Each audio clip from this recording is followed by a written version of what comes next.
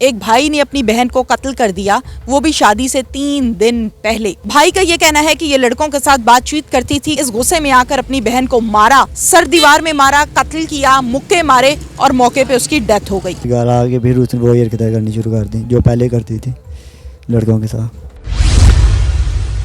एक तो वो ठीक नहीं थी, हमारी बात अगर मान लेती तो आज ये ना होता। जो बड़ा भाई उसके बकौल कि जी मुझे मोहल्लेदार ताना देते थे कि जी आपकी सिस्टर ठीक नहीं है। घर वालों को भी कहा कि इसको समझाया करें, लेकिन वो नहीं समझी थी। उर्दू पॉइंट की वीडियोस देखने के लिए हमारा चैनल सब्सक्राइब कीजिए और बेल के आइकन पर क्लिक कीजिए ताकि आप हमारी तमाम आने वाली वीडियो से बाखबर रह सकें। उर्दू पॉइंट से मैं हूं आपकी मेज़बान तहमीना शेख। नाज़रीन, आज की कहानी क्या है? एक भाई ने अपनी बहन को कत्ल कर दिया, वो भी शादी से 3 दिन पहले। ये लड़की जिसको कत्ल किया गया है, इसका नाम है रुखसाना। भाई का ये कहना है कि ये लड़कों के साथ बातचीत करती थी, घर से चीज़ लेने दुकान पर जाती थी और वहाँ पर लड़कों से बातचीत करती थी। बहुत मरतबा इसके मैंने लेटर्स भी पकड़े और फिर इसने इस गुस्से में आकर अपनी बहन को मारा, सर दीवार में मारा, कत्ल किया, मुक्के मारे और मौके पे उसकी डेथ हो गई। इसी केस के हवाले से हम बात करते हैं मुलजिम से भी और आईओ से भी। आइए मेरे साथ। रुखसाना था। रुखसाना आपकी बहन का नाम है।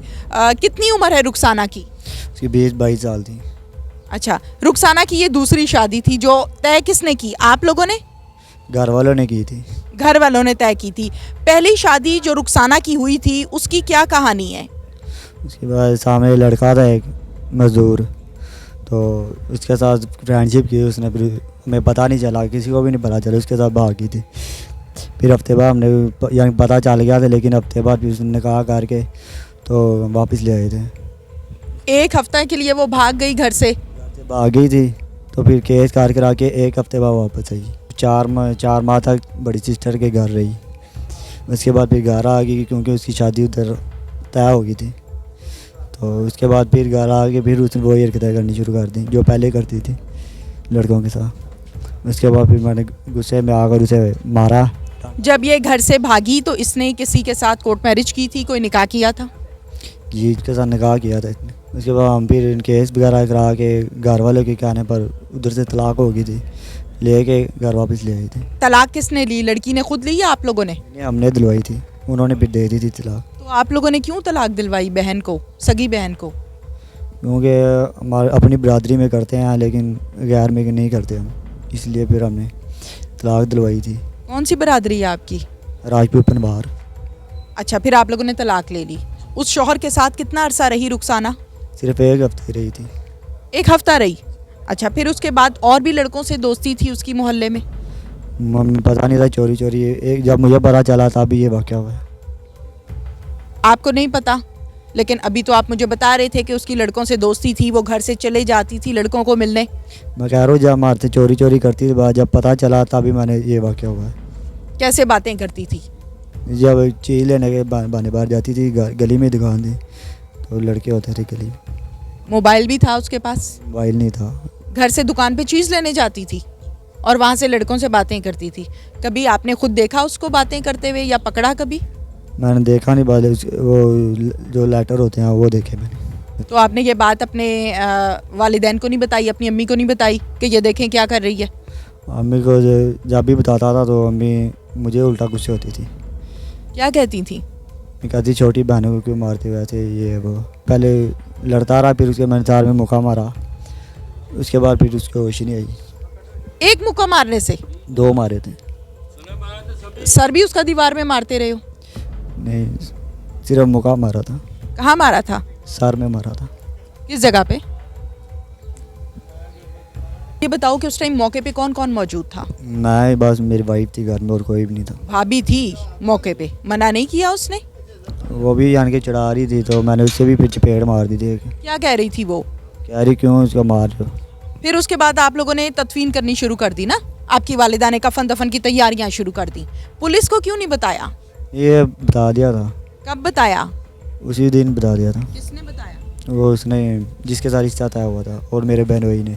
जिसके साथ रिश्ता तय हुआ था उसने पुलिस को बताया, होने वाले शौहर ने? और मेरी बहनोई ने भी। वो ठीक नहीं थी तो उसको कत्ल करना तो आपको कोई इख्तियार नहीं है ना? कोई ख्वाहिश नहीं थी, लेकिन मैंने तो अपनी तरफ से समझाना चाहा था, लेकिन बस गलती से मौके ला के उसके बाद होश नहीं आई। ये जो इस टाइम आपकी आंखों में आंसू हैं, ये उसकी याद के आंसू हैं या इस बात पे अफसोस हो रहा है कि मैंने क्यों मारा? सच सच बताओ। ये कि एक तो वो ठीक नहीं थी, हमारी बात अगर मान लेती तो आज ये ना होता। दूसरा बस ये कि मैंने यानी कि मुँह से समझाना चाहिए था मुझे। जी तो नाज़रीन, इस केस के जो इन्वेस्टिगेशन ऑफिसर हैं तसद्दुक हुसैन साहब, जो कि बड़ा अच्छा ज़बरदस्त काम कर रहे हैं, इस केस को भी हैंडल किया, खुद से नोटिस लिया, खुद से सारे मामलात को देखा। तसद्दुक साहब, सारी कहानी क्या है आप बताइए। जी, इस तरह हुआ कि हमें एक 15 पे कॉल मसूल हुई, तो मैं बतौर इंचार्ज इन्वेस्टिगेशन SHO और हमारे जो है सीनियर ऑफिसर ASP साहब शाहजेब साहब, हम मौके पे गए हैं। वहाँ पे हमने देखा कि घर में एक डेड बॉडी पड़ी हुई है, तो हमने उनके घर वालों से पूछा और इर्द गिर्द और भी लोग थे काफ़ी, और उनसे पूछा कि ये इसकी डेथ कैसे हुई है। उन्होंने कहा जी नहीं, ये तभी मौत की वजह से इसकी डेथ हुई है। तो हमने फिर एक सरसरी एक लेडी कांस्टेबल के थ्रू उसका मुलाजा करवाया, तो उसके फेस पे और ठोड़ी पे निशानात थे।